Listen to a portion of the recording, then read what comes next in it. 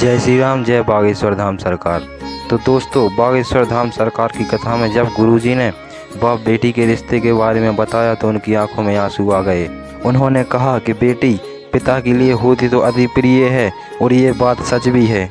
सबसे ज़्यादा घर में बेटी ही होती है जो पिता का ध्यान सबसे ज़्यादा रखती है, और बेटी का मोह भी पिता के प्रति बहुत होता है, और पिता का मोह भी अपनी बेटी के प्रति बहुत होता है।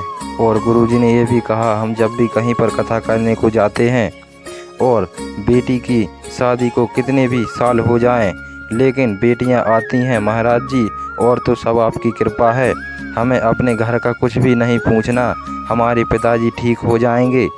बल्कि ये धर्म तो पुत्रों का है, लेकिन ये धर्म बेटियां निभाती हैं। धन्य है हमारा भारत। भारत की बेटियों को इसीलिए दुर्गा कहा जाता है। बेटियां जिसके घर आती हैं उसके घर खुशियां छा जाती हैं। पुत्र तो एक कुल का नाम रोशन करते हैं, लेकिन बेटियां तो दोनों कुलों का उद्धार करती हैं। हमारा मानना है, हम आप लोगों से भी प्रार्थना करते हैं। हम लोग बहुत बड़ी गड़बड़ करते हैं और गलती करते हैं। बहू तो लाते हैं, लेकिन कई बार छोटी मोटी बातों पर बहू के माता पिता को सुनाने लगते हैं। हमारी आपसे प्रार्थना है, कभी भी हो सके किसी के भी माता पिता की अवहेलना मत करना, क्योंकि अपनी सबसे प्राणों का टुकड़ा, जिगर का टुकड़ा कोई दान में दे देता है। वो बाप होता है जो अपनी फूल सी बिटिया को दान में दे देता है।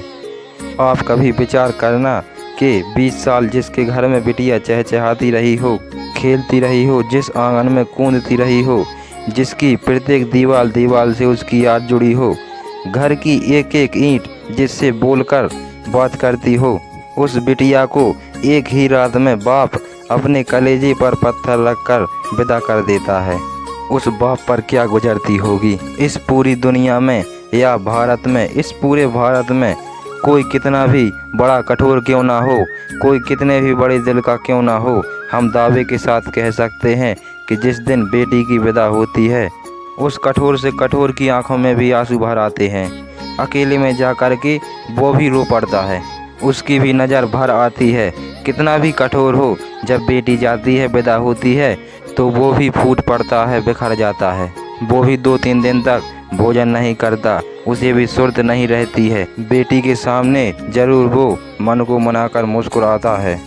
कितना भी कठोर हो पूरी दुनिया का, जब बेटी की विदा होती है तो उस बाप से पूछना कि उसका दिल कितना बिखर जाता है। उस बाप से पूछना कि वो एक रात में अपनी बेटी को विदा कर देता है, और हम लोग बारात में आकर के इतनी बुराइयां करते हैं। अरे नमक को नहीं पूछा, पानी को नहीं पूछा, हमको चाय नहीं पिलाई, फूफा जी को कपड़े नहीं दिए। लेकिन उस बाप के बारे में तुम कल्पना करना, जिस बाप ने अपनी बेटी के विवाह के लिए 1 साल पहले से सोना छोड़ दिया हो, जूता खरीदना छोड़ दिया हो, कपड़ा खरीदना छोड़ दिया हो, कि हमारी बेटी के विवाह में कोई कमी न रह जाए।